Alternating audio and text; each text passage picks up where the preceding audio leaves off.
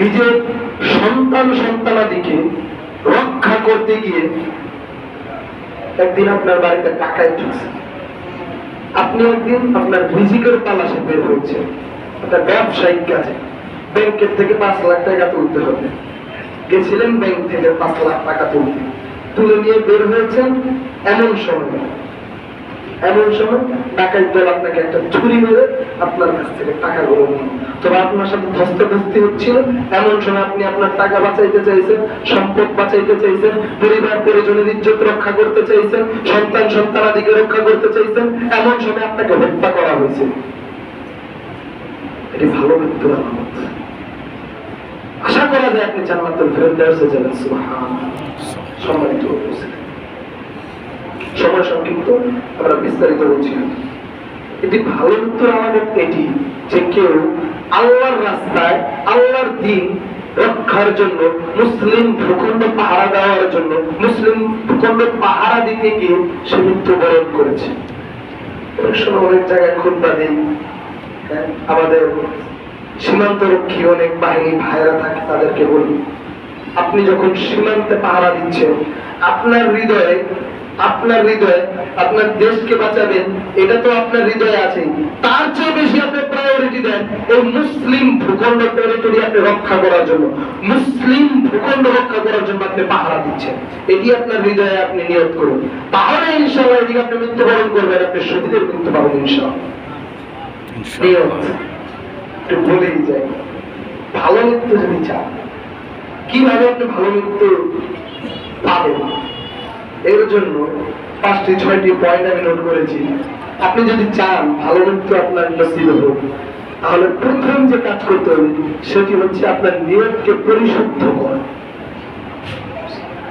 হাদিস তো জানেন, প্রতি খুতবাতেই হয়তো বলা, ইন্নামাল আমালু বিন্নিয়াত। নিশ্চয়ই প্রত্যেকটা কর্ম তার নিয়তের উপর নির্ভরশীল। বান্দা, দেখেন আমি এই উদাহরণটা প্রায় দিই, আমার উস্তাদ আমাদের ক্লাসে বলবেন যে একজন লোক একটি গৃহ নির্মাণ করবে।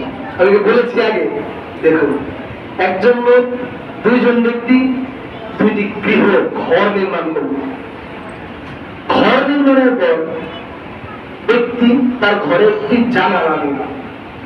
জানালা দেওয়ার পর প্রথম ব্যক্তি তার হৃদয়ে এই নিয়ত রাখলো যে এই জানালাটি দিয়ে আমি আলো বাতাস পাবো।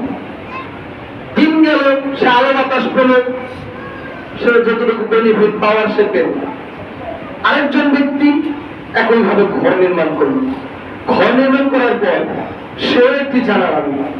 জানালা দেওয়ার পরে দ্বিতীয় ব্যক্তি নিয়ত করলো এই জানালাটি দিয়ে আমি ফজরের আযান শুনবো। সুবহানাল্লাহ। দ্বিতীয় ব্যক্তি জানালা দিল আযান শোনার জন্য। তার জানালা দিয়ে মনে হয় আলো বাতাস প্রবেশ করবে না, করবে না, আলো বাতাস প্রবেশ করবে। সে আলো বাতাসও পেল, আযানও শুনলো, সওয়াবও পেল, জান্নাতও পেল। সুবহানাল্লাহ।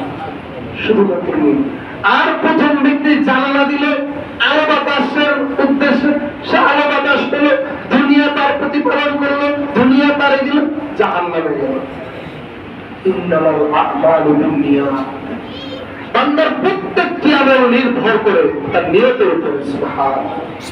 হৃদয়ে এই আশা রাখেন যে আপনি যে আমলটি করছেন রব্বে কারীম যেন এর উপরে আমাকে মৃত্যু দান করে। দেখুন, খারাপ মৃত্যুর আলামত বলার সময় নেই। খারাপ মৃত্যুর কিছু আলামত আছে,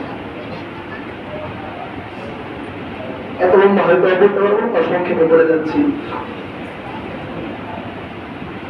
একটি ভালো মৃত্যুর আলামত হচ্ছে, আমার নোটে নেই, হঠাৎ আপনাদেরকে বলতে বলতে মাথায় চলে আসলো, বান্দার হুসনুল খাতিমা। ভালো মৃত্যুর আলামত হচ্ছে সে আল্লাহকে স্মরণরত অবস্থায় আছে, এমন সময় মৃত্যুবরণ করে।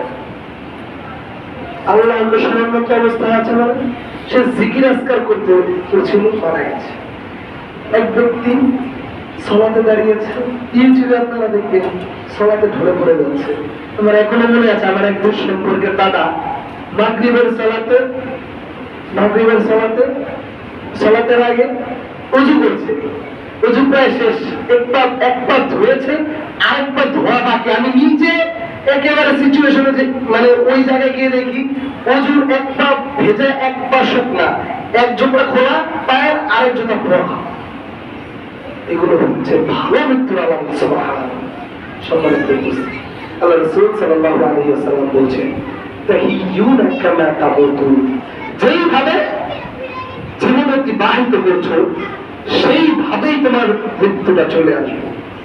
কোরআন তেলাওয়াত করতে করতে সারা জীবন অতিবাহিত করছো, সবসময় কোরআন তেলাওয়াত করেছো, মৃত্যুর সময় রব্বুল কারীম কি দাওয়াতের মুখে আলহামদুলিল্লাহি রাব্বিল আলামিন এসে পড়বে।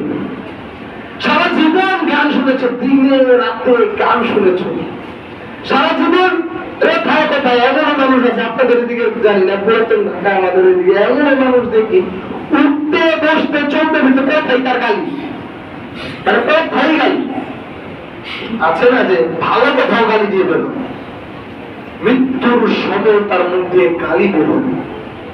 কল্পনা করুন, কত খাতি আজ থেকে 4-5-6 বছর আগে, হ্যাঁ, হজে তালবিয়া পাঠ করতে করতে ক্রেন দুর্ঘটনায় একেবারে নিমিশে 400-500 আজ দাঁড়ায়। মনে আছে আপনাদের?